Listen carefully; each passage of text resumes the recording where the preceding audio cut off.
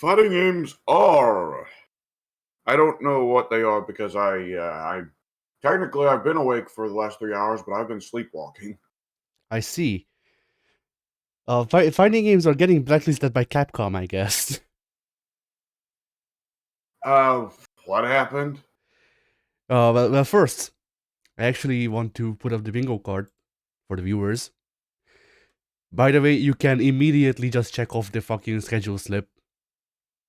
Just immediately. Yeah, So yeah, anyway. yeah.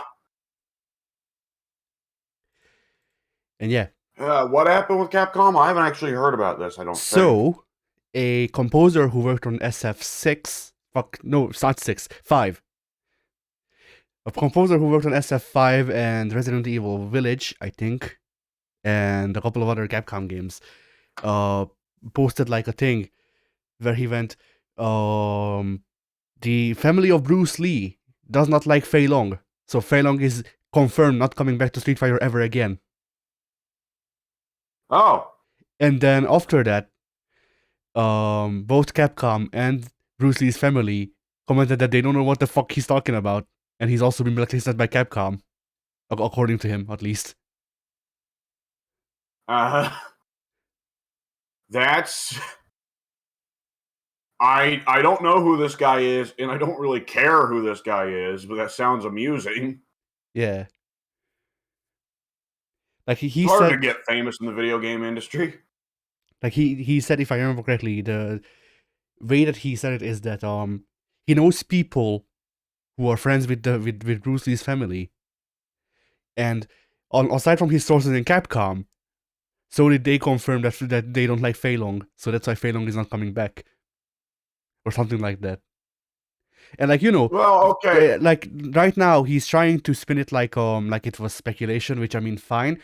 But if you're speculating something, then probably don't end it with that's why Fei Long is not coming back, definitely, forever. Yeah. Yeah, there's that to begin with. The next thing is, why does Bruce Lee's family really care about a single video game's portrayal of Bruce Lee? Bruce Lee is one of the most heavily copied real-life people in all media. If there is martial arts involved in a movie, TV show, cartoon, video game, comic, whatever, there will be a Bruce Lee ripoff in it. It is guaranteed. Well, according to his speculation, it's because Fei Long is too like taking the piss, I guess, even though he's just Bruce Lee. Again, like where it, like the idea, it's not even creative. It's just kind of like there's no real satire element to Fei Long. Fei Long is like one of the most straight, direct, non-satirical Bruce Lee ripoffs in video games. Yeah. The only Bruce Lee ripoff who's less satirical is fucking Liu Kang because he's the main hero of his series. Well, until recently. The only Bruce Lee that's even less satirical than Liu Kang is Bruce Lee in UFC. That's true. Which Bruce Lee, though? There's 5 in that game. Yes. All of them. when you combine all of them, they become Super Bruce.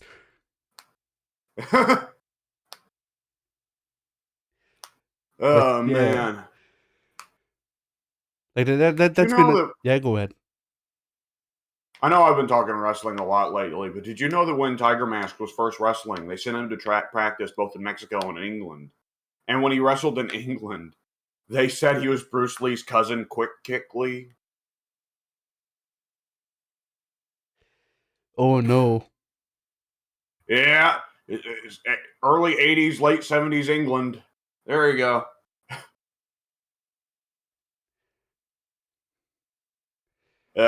Either which way, yeah, that's what a stupid instance of a guy trying to get over by having like a tangential connection. Why? So this guy's American, right? I think so, yes. Why in God's name would the Capcom America guys go to this guy and be like, hey, we don't think we're going to ever see Fei Long again? We heard that from the Japanese guys, and for whatever reason, we've told you. And it would have to be the Japanese guys, because the American devs don't give a shit if Bruce Lee's family doesn't like it. That's a Japanese thing to say, well, Bruce Lee's family doesn't like it, so we've respectfully decided to take Fei Long back. Yeah, and I mean, not only that, but like, This guy doesn't work for Capcom. He's a freelancer who was hired on to do work for SF5. How much work? He did 4 teams, I want to say. Oh wow, yeah. So he might not have ever even been in a fucking Capcom office. Like he did They probably G's. sent. He did I forget who Well, else, but he G's did is good. G's. Yeah. That I obviously we don't know what the work situation is over there, but there's a good chance he got sent a couple fucking like he got sent a PNG or two of what G looks like and a PDF of his like basic short bio. And it's like, all right, and here's vaguely an idea of what kind of music we want. Give us something good, you know? Yeah. Yeah. Like, there's a And good chance this guy's on the opposite side of the fucking country from Capcom Studios USA, let alone Capcom Studios Japan. now it's fine. He's closer to Japan. He's in their walls. Yeah, that's how he knows that they aren't going to put Fei Long back in. Yeah. But yeah, that's been wild. There's also like pretty much confirmed from what I understand, DOA is dead. You know, honestly, that's. I wish I could say it's a mercy killing, but it wasn't. It was a slow death of starvation. Yeah. So the one of the guys, I think it was one of the lead guys who was working on DOA as a series, made a tweet that said that the team for DOA 7 was smaller to begin with, and now they just canceled the project. Yeah, I don't think that entirely deconfirms the idea of DOA. Oh wait! Did you say DOA 7? Yes. Oh, was it Dead or Alive 6, the one that came out just a couple years ago and everybody hated? Yes. Okay, well, this is still no guarantee because in 5 years, I bet you will hear rumblings about them starting up a Dead or Alive 7 again because no franchise dies anymore. But yeah, that is. 5 was pushing it. We all knew because 5, you kept hearing about, oh, here's another pack of 10 fucking bikinis for Kasumi. And it's like, this is not a sustainable business model outside of Japan. Yeah. It's barely a sustainable business model in Japan.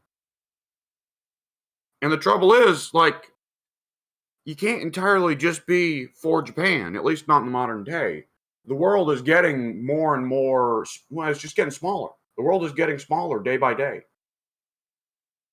Something like BlazBlue, if it came out 30 years ago, would have never hit US shores. But BlazBlue now is pretty well, not nearly as popular here in the States as it is in Japan, but still, the American audience is a considerable consideration, one could say. Yeah. And DOA 6, of course, was just a clusterfuck because that was just like, yeah, dude. Are you Which I telling mean, me you don't want to pay $2.50 whenever you want to change Kasumi's hair color? yeah. I mean, honestly, this is one of those really weird situations. DOA 5 got supported for so fucking long. Like, didn't they get Mai Shiranui and Kula Diamond like a year before DOA 6 came out? Maybe, I don't know. I I, Like, this I is haven't one been of the following situations where DOA they since could 2, just. so That's fair. This is one of those situations where they could just go back and start adding shit to DOA 5 again. yeah, You know, maybe. that stuff happens. You Fucking know Payday they 3 went up in flames, so they went back to supporting Payday 2. they canned DOA 7 to put money towards the actual game that the Dead or Alive franchise needed. Extreme Beach Volleyball 5. I think that would be the latest one. I thought it was 3. I thought they only made 2. I'm just like certain that there were like stealth releases of like 2 of those games. Maybe just in Japan. I'm pretty sure I've only seen the Super Best Friends play up to 2. And that seems like one game where Matt would be really eager to play the newest ones just to laugh at them. Yeah. All right. The recording might get tanked, but I'm actually looking this up. I'm sacrificing myself. And sacrificing your Google history.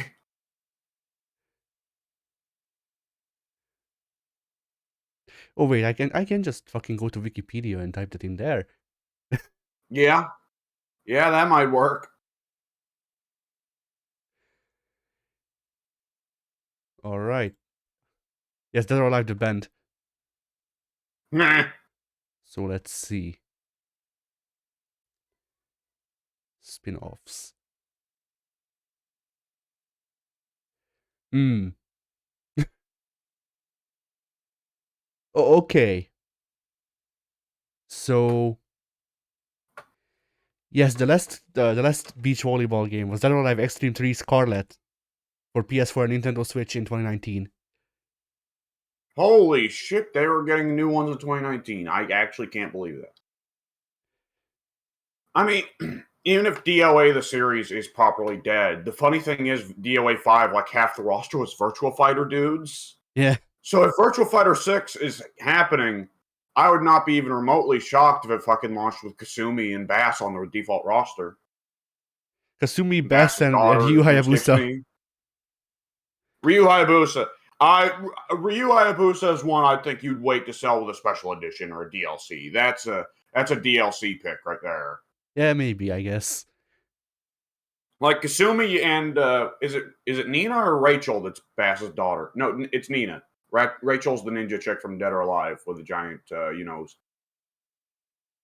Virtua Fighter 6 comes out with Kasumi and Nina, then I think that already establishes, okay, Dead or Alive is being at least temporarily folded into Virtua Fighter. If you're a Dead or Alive fan, pay attention to what's going on, and all that, right?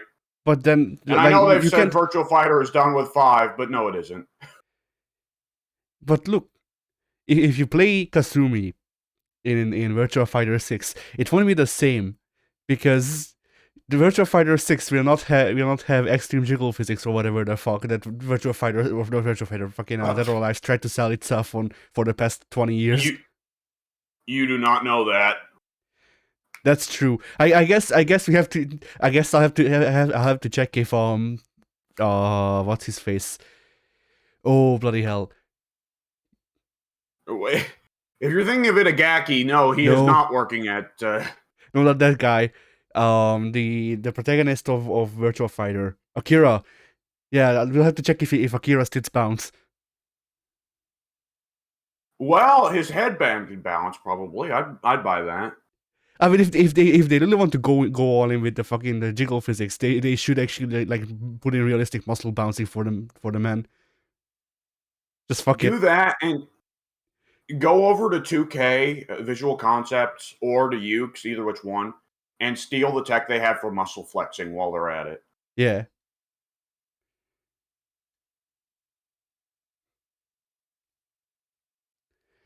But yeah, I also just want to note that one of the games that is listed as a spin-off is Girls of DOA Blackjack, the Kasumi version, specifically.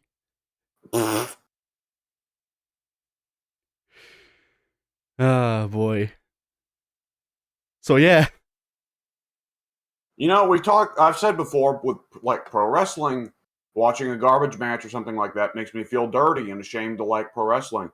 Dead or Alive is the same way with fighting games.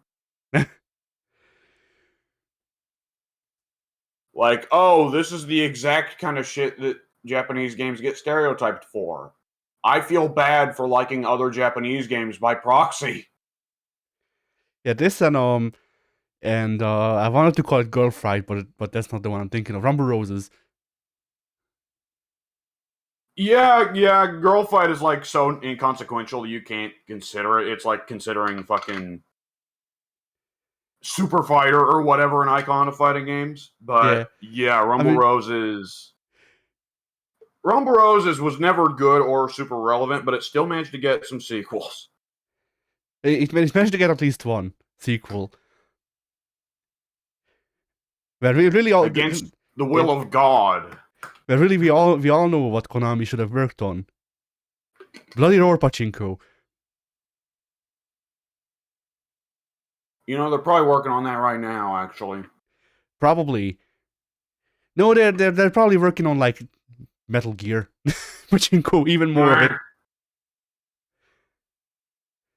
It's Konami. They only have 2 franchises, as far as they know. Metal Gear and Silent Hill, and both of them are Pachinko machines. Bomberman They still give some love to Bomberman. Ah, yeah. Once every 30 years, Bomberman shows up at their door. And they're like, oh, right. Yeah.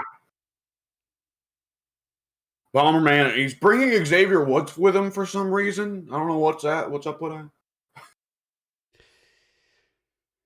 I'll never get over that. That Bomberman game that features loads of Konami icons, including the New Day. What? Yeah, and the thing with that is that that game has crossplay and is free. Yeah. So Think about that sometimes. Yeah. Well, okay. This is entirely irrelevant to fighting games, but God help us, an entirely irrelevant to fighting games topic on here. But just because the thought crossed my mind and it's deeply amusing. What if they continue that trend and Konami was to come back to making video games, but for some reason every video game they make features the New Day as playable characters? I mean, I would not have any more reason to buy their games than I do right now. If I could play Metal Gear Solid as Big E Langston, I would. Could you fucking imagine? I mean, like, I don't dislike 2/3 of that team as like the actual people. I fucking hate the gimmick so much that I can't. Like, I know. I refuse.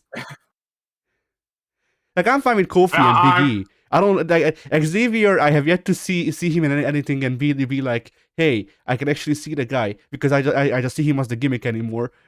It's WWE's fault. Well, the trouble is, I don't know that Kofi obviously is no ring technician, but other than that, all three of them are great, but the gimmick is just doofy. But the gimmick does seem to be toned down a lot nowadays, though I am coming in after the New Day's heyday.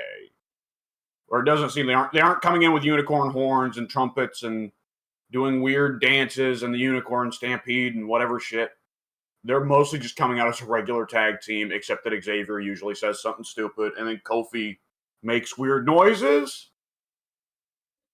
Also, Big E gyrating his hips, but that's just legitimately funny. I'm just saying though, like fucking imagine, as Big E Langston sneaking up on a Russian guard, and rather than like putting him in a chokehold or whatever Snake normally does, you just pick him up and do the fucking big ending, the elevated cutter on him.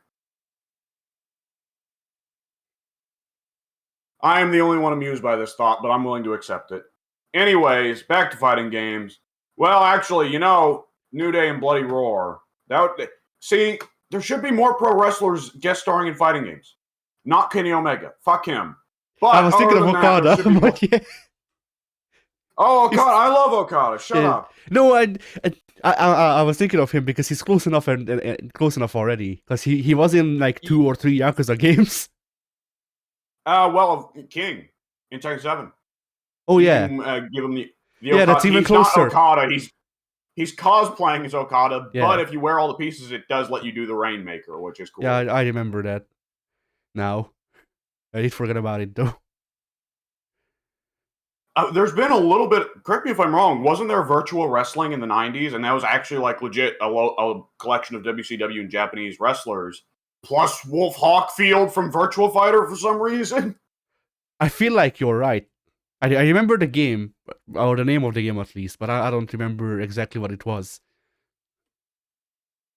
I definitely remember it being like an odd collection of like, somehow they were able to get both WCW and New Japan's guys, plus their own dudes from Virtual Fighter.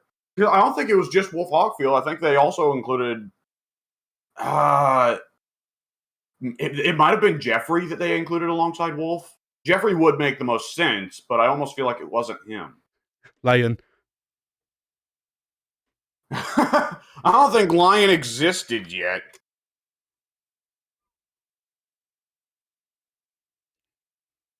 I'm trying to remember the names of Virtual Fighter characters, and my mind is failing me. What about the guy who? What about the guy who's not Shingensai?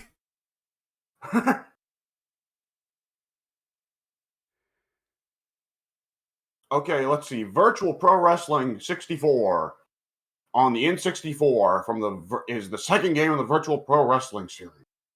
Hang on. Okay, I'm trying to look and see. Oh wait, no. Don't see. Wait, which one? Which one is that? Say the name I'm again. looking at Virtual Pro Wrestling 64, and I don't see Does Wolf that have a Hockfield. sequel? There's Virtual Pro Wrestling and there's Virtual Pro Wrestling 64. That looks like it's. Oh wait, it's a series. Oh no, wait. Oh no, it's a series of only two. I remember a game on the N64 that was that was No Mercy but better. It was with New Japan. Like literally just Aki, yeah, I know that I did that. I just don't remember the actual name of the game.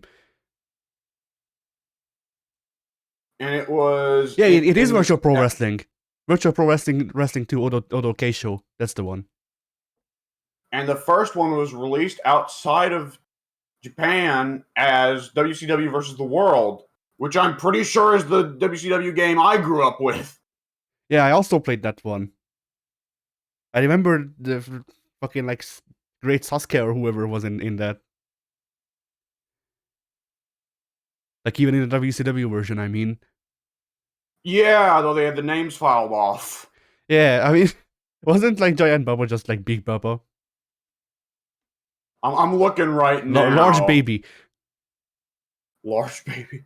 Oh man, playing a Giant Baba was simply labeled Samoa.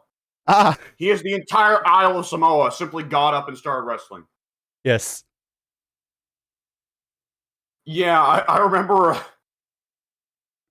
I was looking at. I was when I was the other day. I was going through on Fire Pro Returns on PS2 and going through and changing all the wrestlers' fake names into real names because Fire Pro Returns was pretty well the last Fire Pro game to feature a roster of fake named real wrestlers, right? Yeah. And of course, the most famous being Crazy Rose, aka Scott Hall, drunk wrestler with a huge body. But I remember there were a few that cracked me up pretty bad. One of them was like, well, I was looking up a list and I saw that a past Fire Pro had a fake Shawn Michaels. That was do you want to guess what the name would be for a fake Shawn Michaels? Hmm. I don't know. Heartthrob Child. No, it's Grebo. What? Yeah, Grebo. Grebo shot first. Yeah. That's an interesting choice. Uh, anyways, yeah, there's somewhere out there. I don't know if it's virtual pro wrestling, but somewhere out there is a wrestling game with Wolf Hockfield there. Yeah, let me see if I can find it by just typing in like wrestling games on the Dreamcast because that's what they would be on, I think. But yeah, while we do that, let's talk about actually something fighting games related. Yes. Well, technically, this is fighting games related. It's just minutia trivia. Well, yeah, technically it's fighting games related. The thing is that like wrestling games are a very far removed version of fighting games, I guess. So well, there was honestly, there are some wrestling games. Here's the thing, right? Smash Brothers is a fighting game, right? We would both concede that. yeah. Would you say? I would say Def Jam Fight for New York is a fighting game. Would you say that? I would count Def Jam Fight for New York as a wrestling game with gimmicks. What about Power Stone? Power Stone is pushing it, but it's like Power Stone is like the farthest boundary of what counts as arena fighters to me. Kind of, yeah. Like almost like I'd say that like fighting games could be a like nebulous, wide-reaching web. Yeah, I mean, okay, let's look at it this way. way. I was looking at fighting games today, and I was on the PlayStation Store. I went into the fighting games like genre thing that they said, and the first game that popped up was Sniper Elite 6. So you know what? Well, that's yeah. So you know what? That's wrestling games are fighting games. Yes. Yeah, I would. Yeah, that's always the thing that cracks me up. If the game features any melee combat whatsoever, it's a fighting game. My favorite fighting game is Metal Gear Solid. Metal Gear. Yeah, I either say Gil or Solid. There is no actually pronouncing that series, like for me, I guess. Too many R's and all L's. R's and L's. Yeah. So let's see. uh, We have Giant Graham 2000, All Japan Pro Wrestling 3 and 2. It's probably one of those. Tokon Retsuden 4. 3-count bout. Fire Pro Wrestling World 2017 on the Sega Dreamcast. Yes, thank you, Google. oh yes. Also, Pro Wrestling from the NES from 1986. Man, the Dreamcast had such a great lineup. Yeah. So I guess let's check Giant Graham, because that's the one I'm thinking. He was in Giant Graham. He was? I just looked up Wolf Hawkfield's entry on the Virtua Fighter wiki, and it says he's on Giant Graham. Yeah, that one felt the most suspicious to me. By the way, that game, I'm fairly certain, if I'm not mistaken, that game. Oh no, I'm mixing it up. But there was also a New Japan game on PlayStation that was just SmackDown, like literally just the same game but with New Japan people.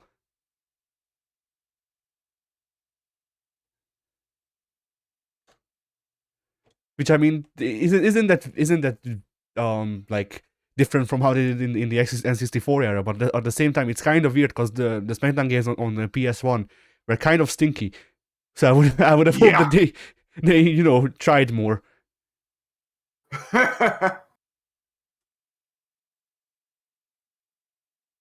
Okay, I'm looking at that game now. It came out in 2000, right? I think so. That is the latest possible time they could have came out with that game and had a decent fucking roster.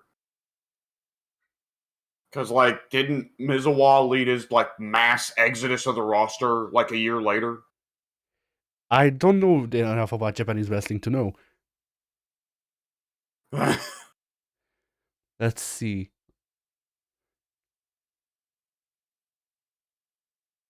So, Tokon Retsuden was the New Japan game, apparently. I didn't know there were any Japanese wrestling games except Fire Pro, so today's been very educational for me. Oh, you didn't? There's a fuck ton. Virtual Pro Wrestling is just like shoot the best wrestling game on all of the N64. It's better than No Mercy. Yeah. Like it features like 8 different companies, like companies as rosters. I did see that, yes. Which again, I gotta say, including WCW. Not completely, but technically in a way. I can read out the list. So they have All Japan, they have New Japan, Frontier, Michinoku Pro Wrestling, Osaka Pro Wrestling, and Toryumon, which is apparently like one thing. Fighting Network Rings. Ultimo Dragons crossover between Japan and Mexico is Toryumon, I want to say. Fighting Network Rings, whatever that is. Pancrase, Pride, Battle Arts, and then they have a separate Wrestling Legends featuring Terry Funk, Dory Funk, and Dr. Death. Putting Terry Funk on the Legends list implies that he wasn't still actively wrestling at the time. Yeah. I also like how we have Ultimo Dragon is among the legends. But yeah, I like how in the Wrestling Legends you have Great Muda. Like a year after that game released, he started wrestling for WWE. Yeah. I like how the Wrestling Legends thing has the Great Muda. And also, let's see. Also, New Japan Pro Wrestling has Keiji Muto. Because as we know... Are they saying... Oh, I guess they're saying like the Muda gimmick got left behind because he switched to just being Mudo. No, they're separate people. Well, to be fair, how many wrestling games have we had the 4 faces of Foley? That's true. Hell, nowadays we get the 5 faces of Steve Austin. My favorite is still the 9 faces of Triple H. It's just it's just very various amounts of angry. Wait, there's something like fucking 11 faces of Daniel Bryan in 2K19. I haven't checked. Wait. No, I was thinking something else. But yeah, it's some of those wrestling games nowadays get a bit absurd. Yeah. And then let's see. There was separately a video game series for All Japan Women's Pro Wrestling, apparently, because we can't let the women be in the games, I guess. Yeah. Yeah, just in the last 10 minutes, we've shown two oddities of Japanese wrestling attitudes. For one thing, lump the MMA fighters in with the wrestlers. What? For another thing, the women have to be separate. What?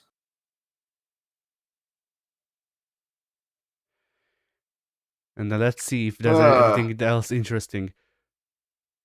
I like how WCW's best game is Backstage Assault. A fitting one to end on. Yeah.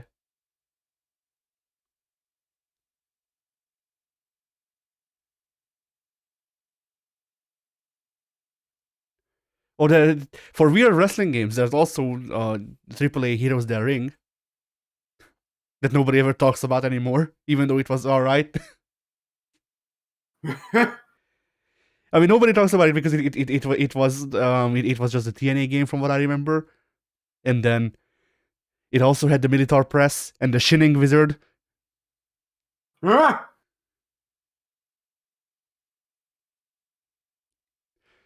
one thing that I don't like in this list is that Chikara has his Chikara Action Arcade Wrestling listed as a game, even though Action Arcade Wrestling disowned Chikara. Cause like I owner, too would disown Chikara if I could. yeah, like they started working on the game indie. They nearly finished the game, and then Chikara was like, "Hey, what if we paid you to make it a Chikara game?" So they remade the game, and they nearly finished it. And like 2 months before them, whatever came out about the owner of Chikara came out, I forget what it was. So they disowned the owner of Chikara and removed all the Chikara shit from the game. If I remember correctly. It must have been a pain in the ass. Yeah. Nothing of value is lost, though, which is the crazy part. Yeah. Really, we need to thank the greatest of not even just wrestling games, but fighting games overall ever conceived. For everything, really. Hulk Hogan's main event. Oh, yeah. Matt hates black people. He hates them.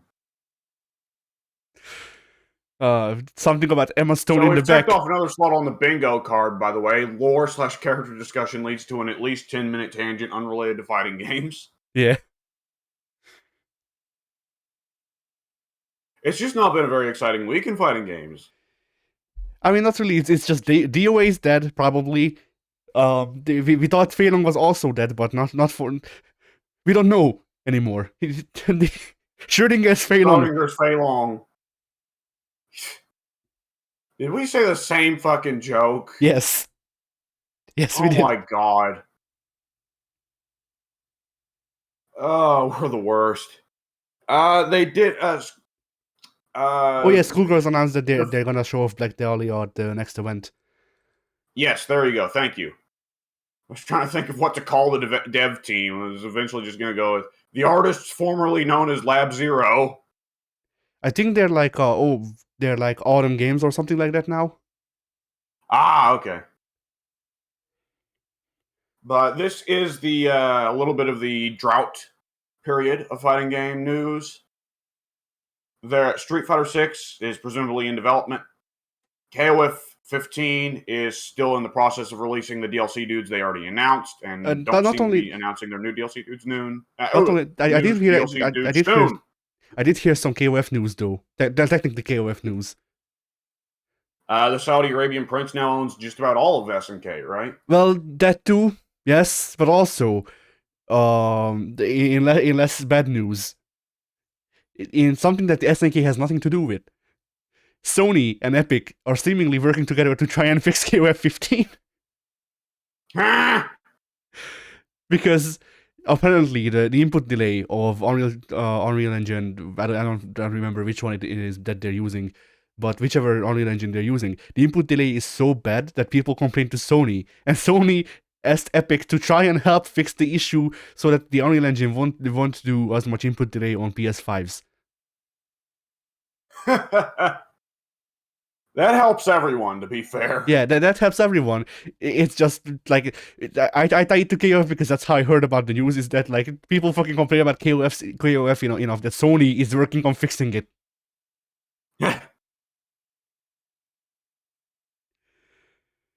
Which is entertaining. It is. I think that, like, to a certain degree, the sudden burst we've seen in the last 10 years of relatively successful, no, not even relatively, just successful fighting game YouTubers has done wonders for, like, KOF and a few other franchises that otherwise weren't getting publicity in the States. Yeah. I mean, like, some parts of this podcast are just me listing off games to you, and you go, those things exist. Like, have you seen fucking gameplay of Audience per Leif Tazir? I don't speak French. Yes. To be fair, neither have I. I've only seen pictures, but still. Audience. You've only seen pictures of the French? Yes. They are a strange and exotic species.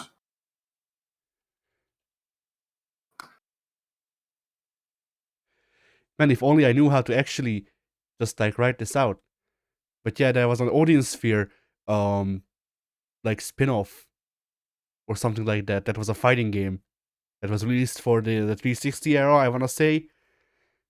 I don't fucking know anything. Like, I just remember reading a review for it when it came out, and then going, huh, neat. And then that's about it. Got a load of this shit.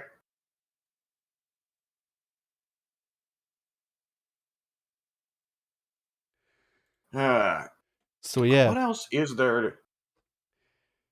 Strive is also in the middle of a DLC, between DLC season, right? They had that story DLC where Sin shows up and he's like turned into Hulk Hogan, but other than that, I don't think there's much exciting news there. I'm hoping that instead of Sin just acting like Hulk Hogan, he actually is just being portrayed by Hulk Hogan. Like they just have him in the story DLC. He's just like Chroma keyed in.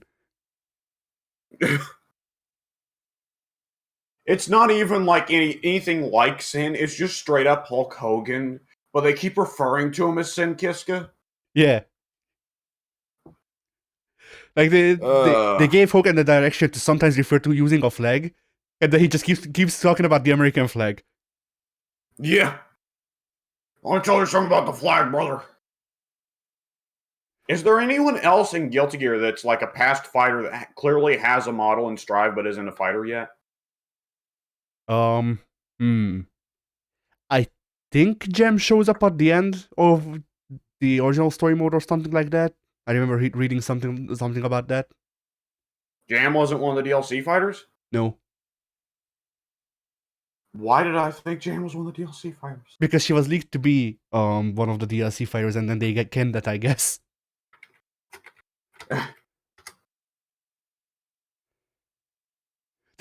Jam could have done better. Was removed from Guilty Gear Strive because Bruce Lee's family thought she was too satirical. Oh, I got sneeze. Bless you. Damn it. Yeah, there we go. So yeah. We may be waiting a while on that one. And they haven't said that there will be any more DLC characters for Fighter Z to follow up Lab Coat 21 since she was such a raging success. Yeah. I think they did say that they're gonna announce the next season shortly. Like in a couple of weeks. I honestly kind of figured Lab Coat 21 was not for fighters, not for fighters, for Strive. Ah, okay. Well, in that case, I bet you it's probably going to be an even mix. There's probably going to be some new characters, going to be some returning characters that aren't huge fan favorites, and then Johnny to sell the whole pass, right? Yeah. And the exact same structure Johnny, they used not Johnny, Buff Bridget. And look, Bridget's famous for one trait, but otherwise, I think he's like Testament. But the thing is, like, they're trying to appeal more to the Western audiences, and they with that I would assume that they would try making Bridget less confusing. I think that Bridget There's only a certain degree of let's make things more for the Western audience. And as a matter of fact, motherfucker, they made Testament more confusing. What are you talking I mean, about? they didn't make Testament more confusing. Testament's been confusing since like fucking like Accent Core. We just didn't know. Right, but Testament was fairly masculine even back, quite a bit more masculine then than he is now, or they, whatever. Because Testament in the old designs always had that kind of low cut shirt that exposed the pecs. So even though Testament, had the legs exposed and had the long black hair, Testament you still thought was a guy because Testament had rather exposed pectoral muscles. And then Whereas turns now out, Testament is very much a lot more feminine, which makes Testament a lot more the androgynous character that they probably always wanted Testament to be. yeah, And along those lines, I think that androgyny is even more central to Bridget's character, or rather, it's not even androgyny with Bridget. It's outright femininity. The whole gimmick of Bridget is Bridget looks like a girl, sounds like a girl, acts like a girl, but is a guy and gets deeply offended when people say that he acts like a girl, looks like a girl, and sounds like a girl. yeah. Watch the Strive version of Bridget isn't going to be muscular. The version of Bridget we get in Strive is going to be like super leggy and have like triple G cup boobs. He's gonna fucking look like the basketball guy from Foster's Home. Yeah. Uh, So yeah, let's. I did have a weird dream about Strive somehow recently. That like it was part of like a bigger dream that I was watching the character reveal for Johnny for some reason, and he just he looked the same as he did in Exert, but he was wider and had a different head, like a slightly different head. And the only the way I know, the way I knew even in the dream that this was fake, is because the only thing they seem to have removed from his kit is the air mist finders and Bacchus Psi. Well, they're definitely not getting rid of Bacchus. Yeah.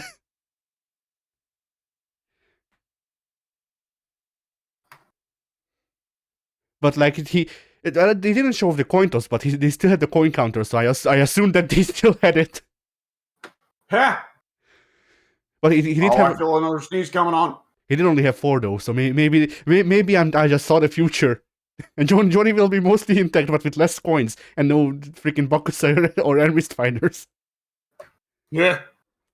Now they're probably like, I'm wagering if Johnny, or rather when Johnny gets added to Strife, he's gonna have mist finders, he's gonna have Bacchus Psi, and coins, and that's it.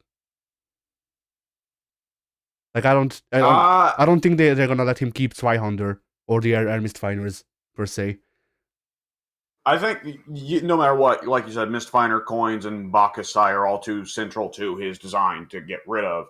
Not that Bacchus Psi is the most useful move in the world, but he's always had it, and there are some times where Japanese developers just fall so deeply in love with a move that they refuse to get rid of it. But I don't think that I know Guilty Gear Strive limits movesets quite a bit, and I know that's one of the main talking points that we always have on here. But I don't think it limits movesets quite to such a degree that it's, oh yeah, this character only has 3 fucking moves. I mean, like, I meant that's all a lot of moves. I meant that that's all of his moves plus normals, which is how they seem to be doing stuff more or less. No, I mean special moves. He's not going to just have 3 special moves. Doesn't May only have like 2? Yeah, but May always had 2. May has, what does May have? I don't even remember May. May has more vertical and horizontal dolphin, and maybe whatever the kiss movie is, I forget its name. Something called her kiss, where she throws people behind. Maybe, but the thing with May is that May always largely just relied on forward dolphin, up dolphin. If they're trying to stick to the idea of refine characters down to a more core base of their kit, like Soul still keeps a lot of moves.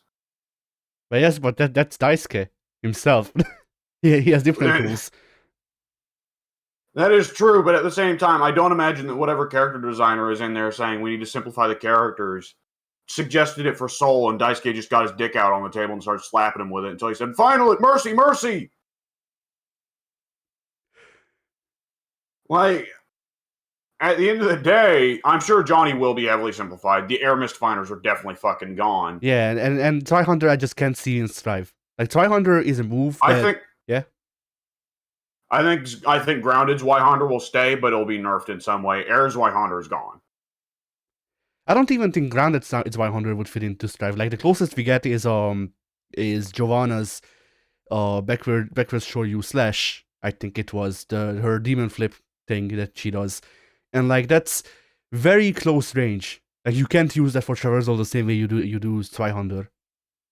Oh, I'm sure Zweihander is going to be nerfed in a lot of ways where it's like has slower startup and it's very short ranged, has a hyper specific hitbox and shit like that.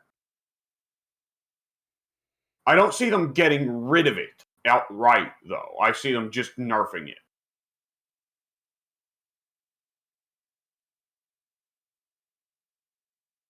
I guess we'll see. Like at the Yeah.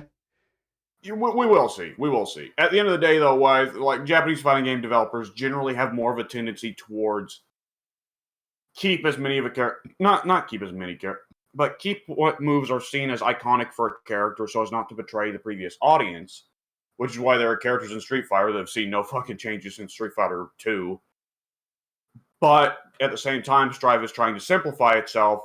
So with a lot of Guilty Gear characters, except Potemkin, the characters have lost some moves that were not seen as too central to the character, or moves that were just introduced in Ixard, and a lot of their signature moves have just been majorly nerfed. And part of why Potemkin and Soul are seen as so crazy in that game is because both of them didn't have so much lost or nerfed.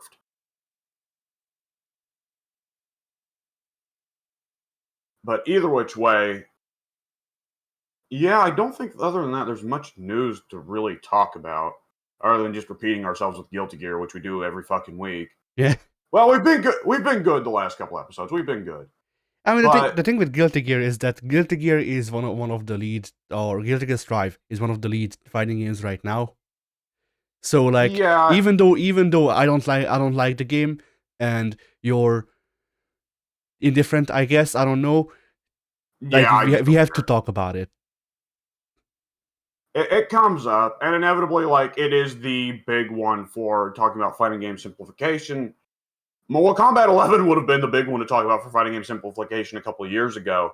But Strive now is because, for one thing, it's the most recent. For another thing, it's a Japanese developed game. Japan is generally less fond of simplifying for the sake of the lesser peons.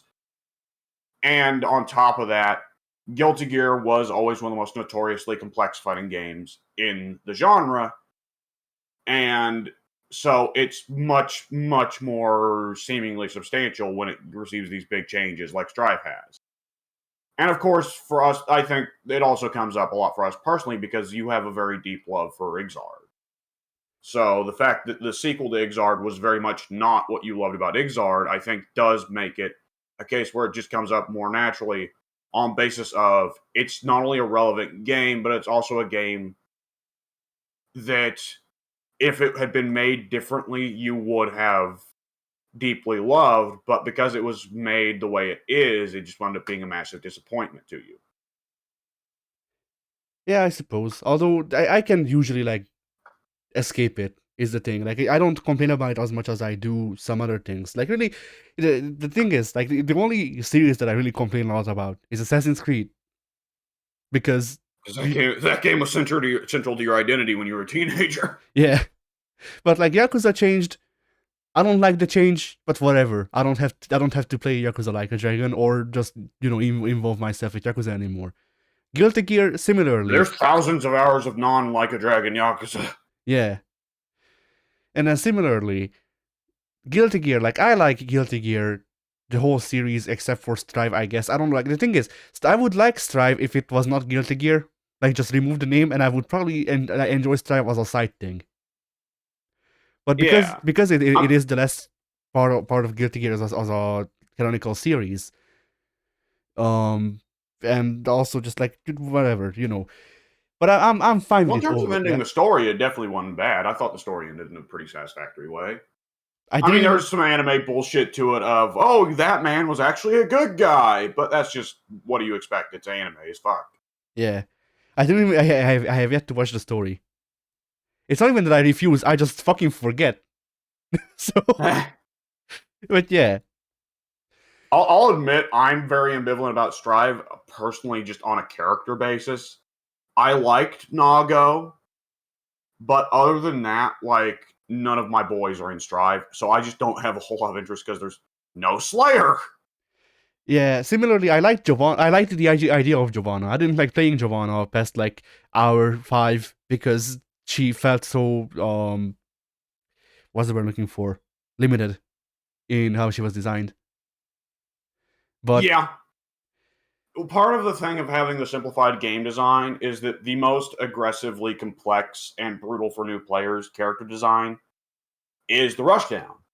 Because zoners are infamous when they're being played by casuals, but rushdowns are infamous when they're being played against casuals. So inevitably, when you have a character who is built to be a rushdown character like Giovanna, and they want to make the game as simplistic as possible for new players and casuals, then you're going to see a like very clipped at the knees type of rushdown character. yeah, and like legitimately, like I said this when we played Strive, and I will continue saying this until either they change how she works right now, or I don't fucking know actually, but, or I die, I guess. Yeah. But like Giovanna doesn't need more damage or anything. All she needed, maybe even less damage. I don't remember too much, and they have changed the stats since I played the game in the fucking closed beta. But Yeah, I do remember that being an issue. I was Strive way too much fucking damage. yeah, High but damage is fucking Tekken or Virtual Fighter, where it's supposed to be like trying to almost feel like a realistic fight, but more arcadey. But with Guilty Gear or Marvel vs. Capcom or Blaze Blue, it feels a bit like off because the characters don't generally look like they should be dying to a couple hits. yeah. Before I continue on your thought, I just want to finish the thought on Giovanna, which is to say that she just needs more moves. Like literally, if you take But yeah, I was just going to say, like, that's what part of what they're trying to avoid with the rushdown characters. They want the rushdown character to be more predictable so that new players will have an easier time figuring out Giovanna's cycle and how to beat it. And but if you yeah, introduce more moves, it becomes more difficult to figure out Giovanna's cycle. but at the same time, they have moves in like Rams. Oh, I want to say it was like it was neutral 6 or not 6. Fuck, neutral. It was either 6 punch or neutral slash or something like that. She had a move that just beat all of Giovanna's kit. Well, That far be was it from nice. us to suggest that some of the characters in Strive got a bit more love than others. But like Giovanna would be an infinitely more fun to play character if they just made her demon flip an actual demon flip. Like not even a proper, Mm. completely proper one. Just make it so she has like she has the version she has now. She has a dive kick, maybe a grab, but that may be pushing it. But like honestly, just make it a dive kick or the normal thing that she does now, and it's fine. Like Yeah. I don't think that's asking too much. And I don't think Yeah. it would make It's. her too complex. But maybe I don't know. I don't fucking design video games. And if you did, you wouldn't design what Strive is going for. Yeah, I mean, if I did, I would probably design like a Metroidvania with old Guilty Gear's fighting system, which sounds like hell to most people. Hell, Yeah. it kind of sounds like hell to me because I don't like Metroidvanias. But you know, I mean, there was enough weirdness with inputs in Symphony because Symphony had like the weird magic system where it's like yeah, I up, down, remember. left, up, down, down, down, triangle, square to use fireball. It's like what? Yeah, I remember. It was Does it. the input need to be that complex for a basic spell? No, it's fine. It's fine. Just do the super version of Zangief's pile driver, and then you will spawn fireball. At least that one's simple to remember. Just do 3 circles. I mean, yeah, but that's not Symphony. But that's not even joking. I remember that being the thing to do to summon the ball that kills people on screen. I'm pretty sure that's the actual input. Oh god, and of course Dark Metamorphosis, which only works Yeah. on like 3 enemies in the whole game. But it's fine. It's cool. But yeah. So where was I going? I was going to continue with your thought. I just fucking lost track of it. Shit. Just saying that characters in Guilty Gear Strive die too easily. Yeah. Yeah, that's a thing where we disagreed with Arxis just completely. And I like that's the thing is that like I keep saying this, but it doesn't stop being true. That overall, like a lot of what changed in Guilty Gear Strive, I could be fine with. But some of the just like overall general mechanics of how the game works just don't appeal to me so much that I can't justify buying the game. Like if the game didn't change at all, aside from changing it so people take less damage, and maybe the wall breaks, I'd be fine. And the wall breaks, even with the wall breaks, I could probably live with them. It's the damage, and oh no, not the wall breaks. I brought up the wrong thing. Yeah, if we change the damage and the air dashes, I'd be fine. Maybe the movement. And as you notice, none of these are specific to a single character. Yeah. And that's why I didn't end up buying Strive, because the things that I disliked the most about the game were not character specific, but general gameplay mechanics. Because how people move felt a bit too weighty, and the how the air dashes work just felt bad. And the damage was like, I don't like killing people in one combo. Similarly, I also don't like fucking Remlatal killing me with one super when she makes it so I can't block with her RCing. That was kinda stinky. And I hope they patched it since then. That would be nice. But yeah, like otherwise, all of the changes they made, I could swallow. Like I don't think I would ever like it, but I could be like, hey, this is a game. Sometimes I'll play it. Yeah. But like with how much the with how much of the basic things that I disliked about it, I legitimately cannot look at Strive and go and not go, well, why don't I just play Street Fighter 5 instead? Because that's the closest game that I that's the closest playing game that I own. And Street Fighter 5, I don't like Street Fighter 5 either, but I like it more. It doesn't have as many annoying things to me in general. Like, sure, Akuma is fucking gimped. Like, Akuma feels wrong a lot of times. But that's a character specific thing. Overall, the game, okay, the game kind of feels bad sometimes too with how they decided to do the fucking combo links and stuff like that, but whatever. You know, I can live with it because it's Street Fighter. Yeah. Like, it's not supposed to let me do fucking, like, infinite juggles and shit. And when they did, they made that into a meme. So, Yeah. The stinky meme. yeah. So, like, I'm more willing to forgive Street Fighter for not being to my things. And that's, I suppose, another part is that, like, I'm more expecting Street Fighter to not let me do the big combo than I am with Guilty Gear. Yeah. And then there's obviously the argument of, well, you can do big combo if you RC. But you used to also be able to do big combo without RC, and then RC made the combo even bigger. Yeah. So yeah, whatever. Guilty Gear Strive is fine. It's not for me, but it's fine. Yeah, Gilgamesh soup.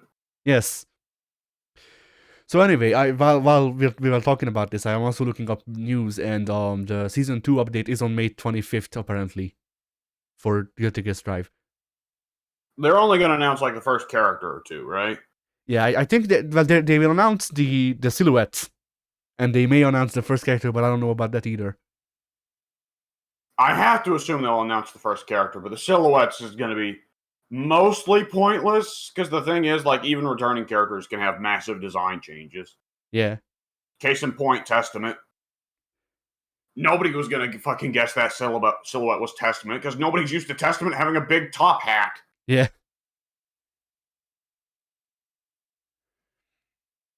Oh, I And of guess. course, for the new characters, it's just entirely a crapshoot. Yeah. I kind of wish that they made like a joke where all of the silhouettes like the silhouettes are widely different, and then they reveal all of the characters and they're all Yeah.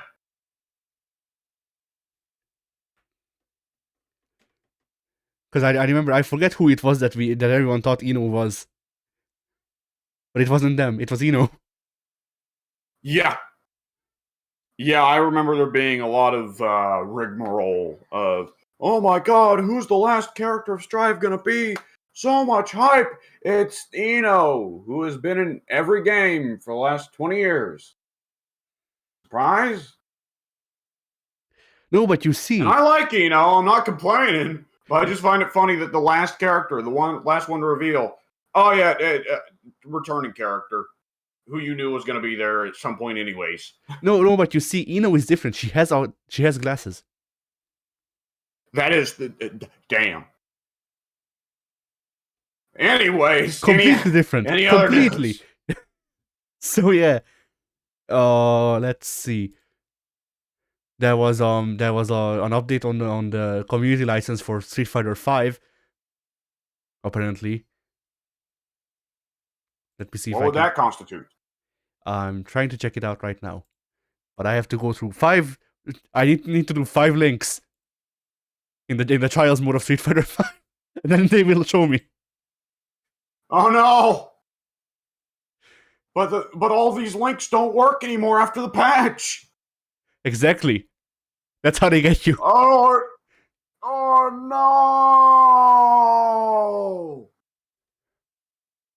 no! All right. So,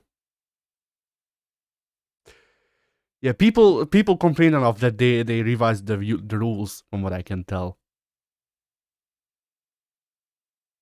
Alright, there was the whole complaint there about Capcom saying get fucked to a lot of the YouTubers, right? Yeah, and they have a separate link, but I'm not fucking doing it.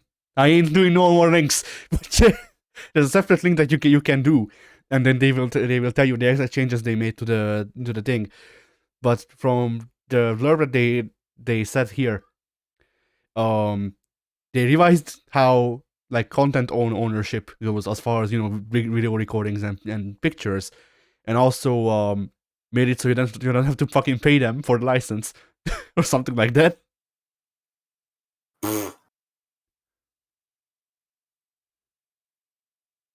There's also I read Q&A as QA, so I was like they're doing quality assurance live. Yeah. But yeah, they're trying to work together with the grassroots nature of the FGC is what they said. Or no, they said honoring the grassroots tradition of the Street Fighter community is incredibly important to us. So yeah. Yeah.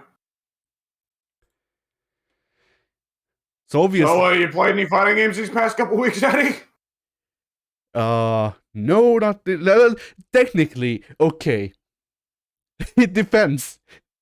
Do we go with the actual? What's it depend on? Do we go with the casual definition of fighting games, or do we go with the normal one? Ooh. Because if you go with the casual definition, then I've been playing a fuck ton of Metal Gear Solid 5. But no. Oh yeah. Otherwise, not really. No. I've been playing a lot of wrestling games, so I mean that's closer. None of them featured Wolf Hawkfield, though. Yeah. I did see someone went to the trouble of trying to make all of Terry Bogard's moves in Fire Pro. Because Fire Pro on the workshop lets you make new moves. Yeah. Someone made the Power Geyser. But the trouble is that you can't make new special effects or anything like that. So they just made it where instead of, power waving or power geysering energy. He just power geyser steel chairs out of the ground. Nice. But couldn't they have used the like neon explosion effect that's in the game? I don't think there is. Ah, Well, it might be there, but he might not know about it, or it might not be accessible. I don't know. yeah.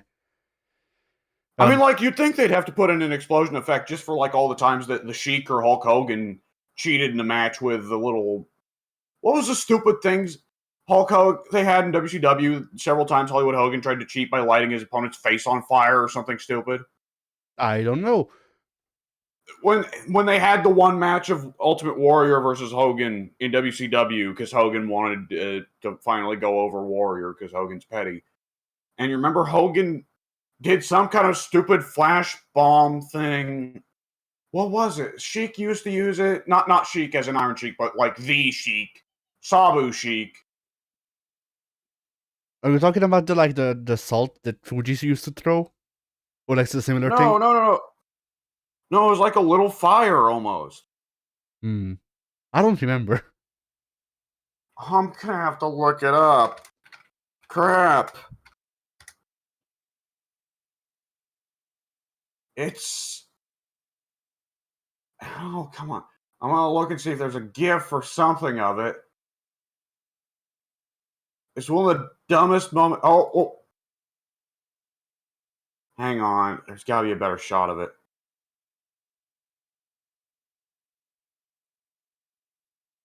Yeah, it's like some kind of paper that lights on fire or something. Ah, flash paper, probably. Yeah, flash paper. Like, you'd think they'd have like a little fire or explosion effect for flash paper, because Hogan used it a few times, and the Sheik and Sabu both used it a few times. But I guess not. I mean, they would have to have an explosion to have an explosive deathmatch. Which do they have those in the new Fire Pro? Yes, but it doesn't really explode just so much as shoot up a big pile of dust, a big cloud of dust. But yeah, 'Cause, I mean, that's what I mean. Yeah, well, I mean, obviously, like kayfabe, of course, nobody's ever fucking landed on a C4 because that would not only detonate and kill him and spray bloody chunks everywhere. It also take the ring and a quarter of the audience with it because C4, is pretty fucking powerful. Yeah.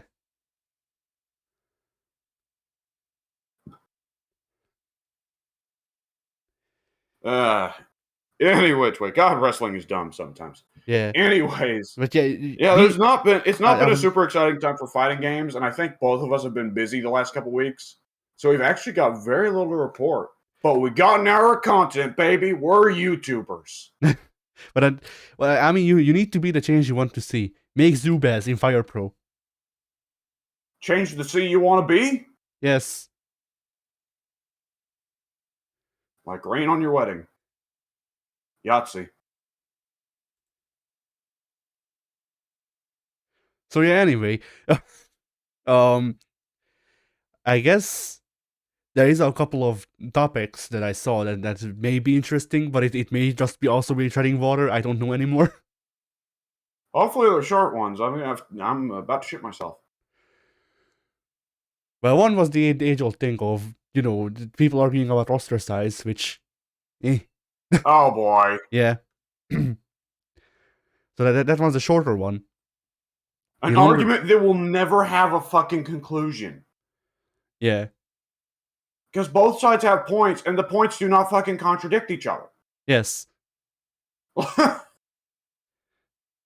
it is always going to boil down to more characters equals more variety. People can have more representation. It's cooler for casuals because casuals want more bang for their buck when they buy something because they aren't so likely to just put 1,000,000 hours into a single character. While conversely, a smaller roster is much easier to balance and much easier to put a lot of focus into one character, so to make it that one character has the depth of 10 or what have you. And it's like, these points don't fucking contradict each other. Yeah. There's never going to be a happy answer to it. And then the other one was someone brought up the point of stop trying to save fighting games. Yeah, I've been wondering about that particularly lately. Because I haven't been watching a lot of Maximilian Dude's videos lately because he's been getting real Preachy. clickbaity with his.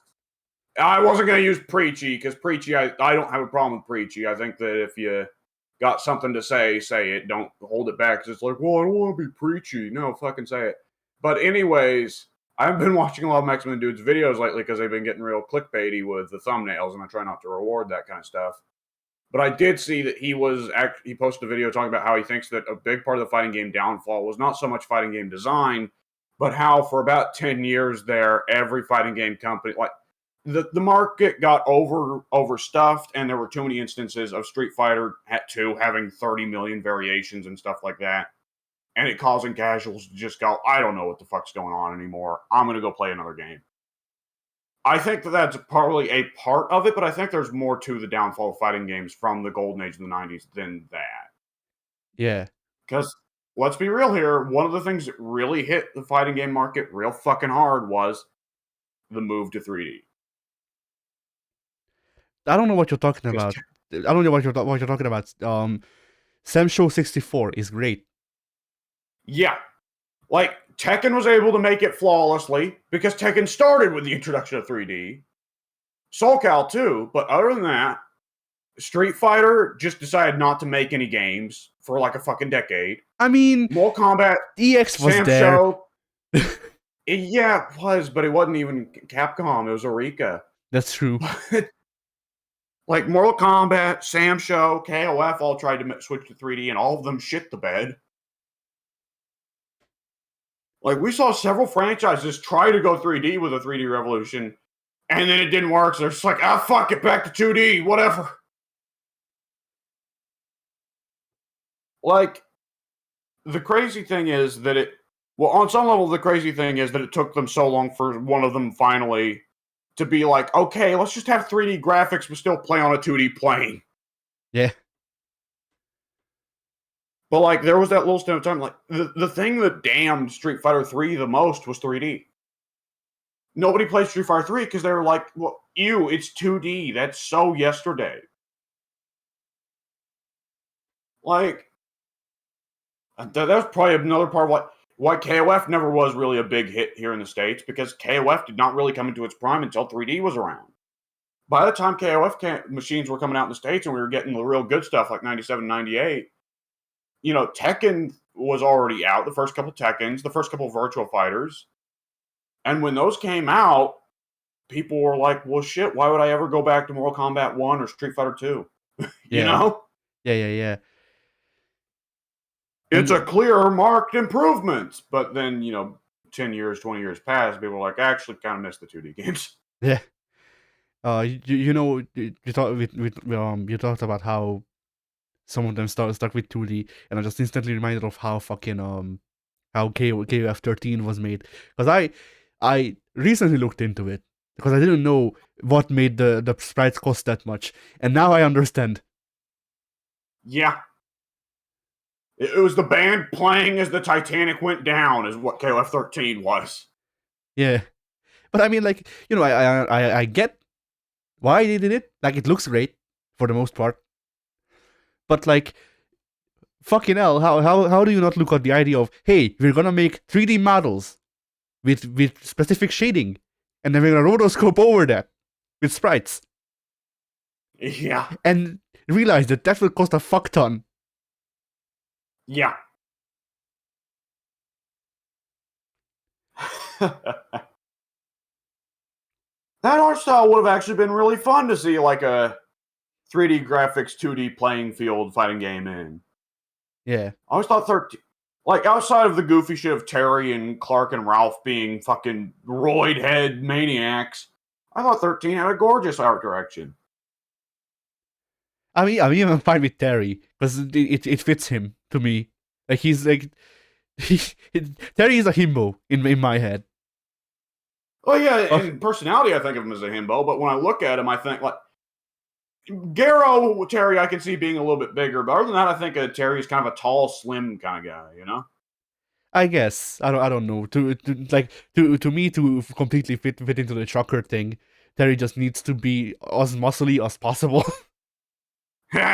He's Bane with a trucker head, going, "Are you okay?" If there's anyone off the KOF roster that's Bane, you know it's Clark. Yeah. No, okay, no, never mind. It is Clark. Because I was going to go Raiden, but no, Raiden is more fat. I'd like to see Clark at some point come in with an intro statement of, I'm a big guy for you. Yeah. He said it in broken English. It's the only English he will ever speak. I'd like to think that one day there will be a KOF with like a super high quality translation, but they intentionally leave Terry poorly translated. Yeah. Instead of Terry is fucking like at some point they're just like, yeah, Terry's brain damaged. We don't know what's up with him. I'm imagining this, and it like the greatest voice acting in like fighting is or anything ever. Everyone's speaking eloquently, and then cut to Terry, and Terry like instead of a Japanese guy speaking English, Terry has been replaced by an American guy trying to speak Japanese. Yeah. Like he's is that never not just Chip Zanoff? No, because his pronunciation is correct. Like you are right. You are right. Like I'm imagining that like this version of Terry, they just find a voice actor who's never read Japanese, and they don't give him like his voice actor is like, you're doing fine, you're doing great, and then just pushing him towards reading everything as American as he can. Yeah. And Terry's the only character who needs subtitles. Yeah. I feel like all what we're saying here is actually honestly more fitting for Andy. Yeah. But Mai has to keep correcting him on his Japanese. But he never learns. Yeah. Is it not canon by this point that Mai and Andy are together? Andy just still does the whole ew girls thing out of habit. Yes. Or for looks. I think so. Which, like, on one hand, Mai's probably into that. On the other hand, that does feel kind of dickish. If Andy is with Mai, but still, when others are around, he's like, oh no, you, girls. Like, dude, she's your girlfriend. You should probably be nicer. What the fuck? It's fine. That's her kink. She Mai has a shame kink.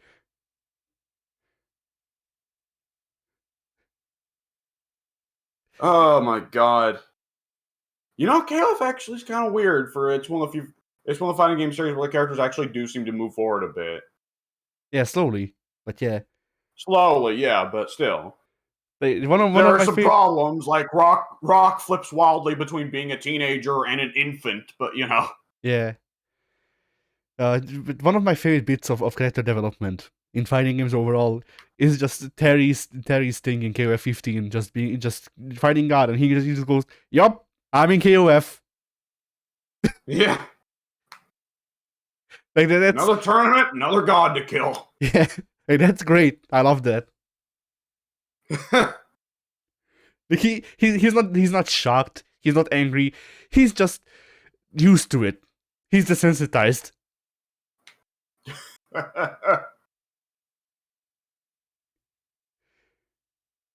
Oh man. But yeah.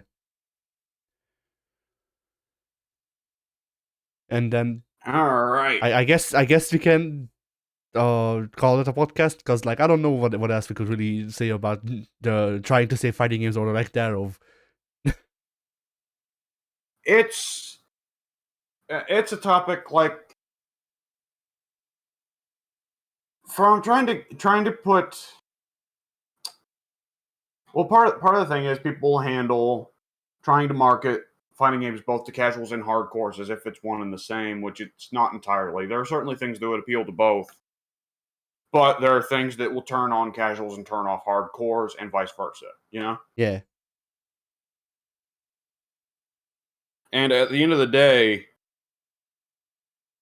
the hardcore side of fighting games does not really need to be saved.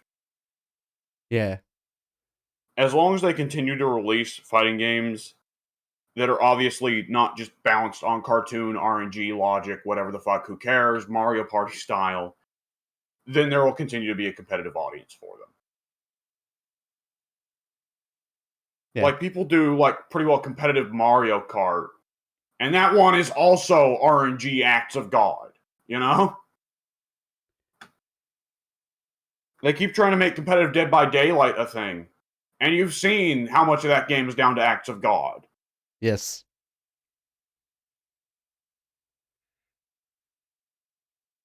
So the hardcore side, I don't think really needs to be saved per se. I'd say the hardcore side is one though where when you are evangelizing it, it's not so much saving it is so much as it is trying to spread the joy to others. Because part of the thing is when you're evangelizing something, it's not always that you're saving it. A lot of times on YouTube, it can just be this is a thing I deeply enjoy. I want to expose it to others so that they can join in. That's like what I want to do with my fucking YouTube channel.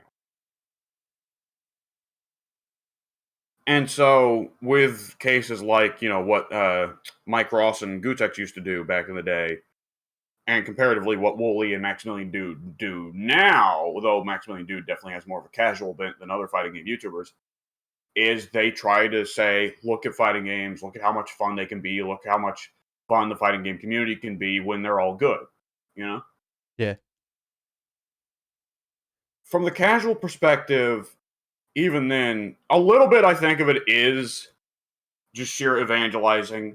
There are probably countless casuals who have gotten into fighting games because Maximilian Dude is like one of the top whatever streamers on Twitch, and they see him and they're like, "Oh my god, these fighting games, I want them!" Or whatever he's doing on YouTube. And there's countless people who got into fighting games because of Best Friends Play, fighting Friday Night Fisticuffs. Yeah, that's how you got into fighting games, isn't it? Not entirely true, but partly yes. What was I going to say? I was a good bit into fighting games already before then, but the Best Friends did expose me to KOF and a few other franchises. But I was already getting really into Injustice and Mortal Kombat. Well, I don't know if I was already into Mortal Kombat X before I saw the guys. No, I would have been watching some Super Best Friends before Mortal Kombat X came out. Either which way, yeah, a couple like Injustice I was already pretty into. Anyways, what was I going to say? Like, the meat of getting casuals into fighting games in England to stick with fighting games comes more on YouTubers being able to use their voice to get video game developers and publishers to focus on certain aspects of game design over others, which of course is pretty graphics, lots of characters. If you're going to have an online mode, give it good SBMM and give it good netcode so casuals don't feel like they're getting fucked over by lag and so on, right? Yeah. Also, Like, like single player content, because most casuals, like yeah, despite what some people may think, most casuals don't give a flying fuck about playing online. I know because I'm one of them. So well, like, that is not a fair self-judgment. I uh, don't think you get to call yourself a casual anymore. probably not. But I still don't give a fuck about playing online aside from when we play together. So in a sense, I I am. this is a. I think that can be partly a personal thing. I think that. Well, here's the thing: how many casuals do you know who go online in Call of Duty or Fortnite? Online multiplayer has a strong appeal to casual players, but in our group of friends that we have, it is not a very strong appeal because a lot of us on Form of Solitude generally suffer from great degrees of social anxiety. Correct me if I'm wrong, but a big part of why you do not play online multiplayer is because of social anxiety, is it not? Yeah, it's a part of it. Yeah. For a lot of people, online multiplayer is appealing, especially if you think that you can be better than someone and taunt on their corpse and whatever. Hell, that was a big part of what made Mortal Kombat a success. Fatalities. Not only do you beat a guy, you get to fucking maim his dazed body afterwards. But yes, single player content is one thing that I think is definitely very underrated just within fighting game YouTubers right now as we speak. Yeah, the only one I've And seen pushing honestly, for like, it, the only one I've seen pushing for it is Max so far. yes, generally speaking, yes. Max puts a lot of time into fighting game single player content. Other than that, like the guys that I pay attention to, I can't speak for all fighting game YouTubers because I don't watch all fighting game YouTubers. God help me. But just like off the guys who I do watch, Wooly and Sajam, like, of course, Wooly is about, let's show these fighting games off, show how the matches are cool, show how you can have a fun time with your friends playing them. And that is something of appeal for casuals. Local multiplayer with your friends or your family. If you're a kid in high school and you've got 2 or 3 of your friends over, fuck it, let's pop in Street Fighter, right? Yeah. And so Wooly does appeal let's to do nothing casuals but for crouching that. jabs. Yeah. It's gonna be hype. Yeah. Because no one knows how to block yet. Yeah. Oh, that's the classic. I remember my dad used to whoop me in Injustice because he would spam crouching jab, and I used to get so mad at him. I was like, "That's not right. It's spamming." Yeah, go ahead. Sorry. There's just some things that you look back on, mistakes you used to make, where it's like, God, if I only had a time machine. Yeah. I used to think blocking was useless in fighting games. No, it's one of the core mechanics. Use it, dumbass. I think there's at least like 4 different times when if I could have gone back in time to pile drive myself, I would have. But you know, would have sent the message home. Yeah. But yeah, I don't think I'd go for the pile driver, but there'd definitely be like a slap to the back of the head. Doesn't count as child abuse because it's me. Yeah. But I think I beat most KOF bosses that I have without blocking, because I was also one of those people who thought blocking was useless. Well, don't you know that means you get to fight Reptile on the pit? I don't remember if I did. I might have actually fought Reptile on the pit just by virtue of not blocking. But yeah, you're fighting Rugal Bernstein. In the background, you see Look to La Luna. Yeah. That's probably why I hate Orochi as much as I do. Because imagine fighting Orochi, or Mizuchi rather. It was both. But yeah, imagine fighting Orochi without blocking. I don't. Yeah. No.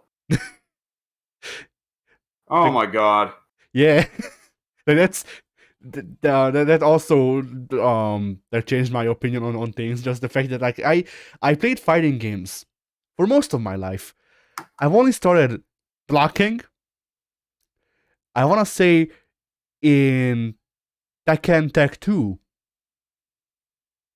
That's when I started blocking.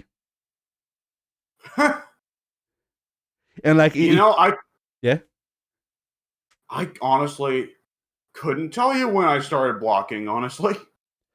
I mean, I can specifically tell you that I started crouch blocking when we started to play.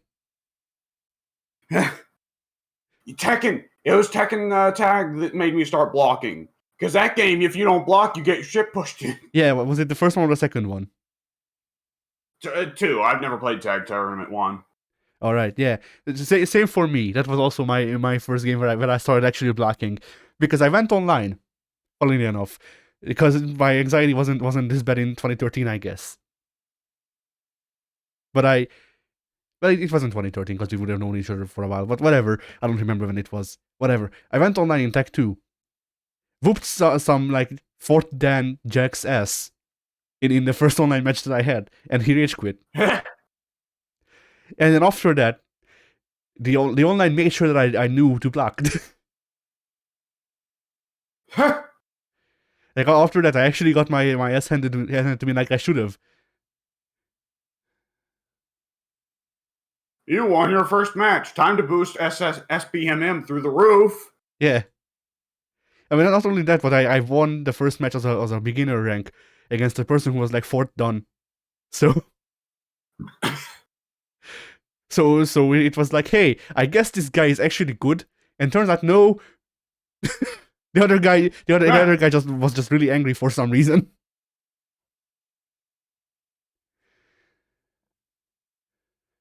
But yeah. So what was I going to say? Oh yeah. Like the thing with casuals as well is that like I will keep spouting single player content until there is single player content because it's necessary. You can't just appeal to. It is, yes. You can't just appeal to one group. You need to appeal. You need to appeal to both to varying degrees. Yes. but also price is a thing. And the thing is, like, it's people argue about free-to-play fighting games and whatever. I don't really. I'm not looking to argue about it because we went over what we think, which is that, we don't know. But Yeah. It depends entirely on implementation. yeah. But like, fighting games as they are right now don't justify their price usually to a casual. And Yeah. single player content is a way to mitigate that. Because if it's like, hey, I can play through all with, like, I don't know, fucking 50 characters. I'm just pushing a number out of my ass. I can play through with 50 characters in arcade mode. There's also a cinematic story that uses the arcade modes and arcade mode endings as like a thing to start off of. And then whatever else there may be as another side mode, like a fucking Tale of the Swords mode or whatever. On top of that, like Yeah. that shit would probably be worth $40 to $60 to more people than Street Fighter 5 at launch. Yeah.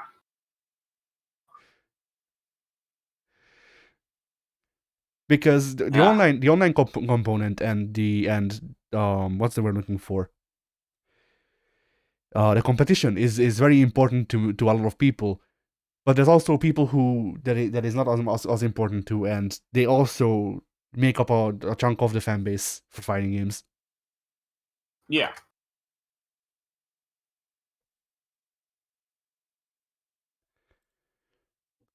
So yeah, basically, bring back Bloody Roar and give it a big story, Konami. I guess. I don't fucking know. We need Bloody Roar to save fighting games. Yeah. No, we need Primal Rage. We need the farting monkey kaiju back. He needs to save us. That will do it.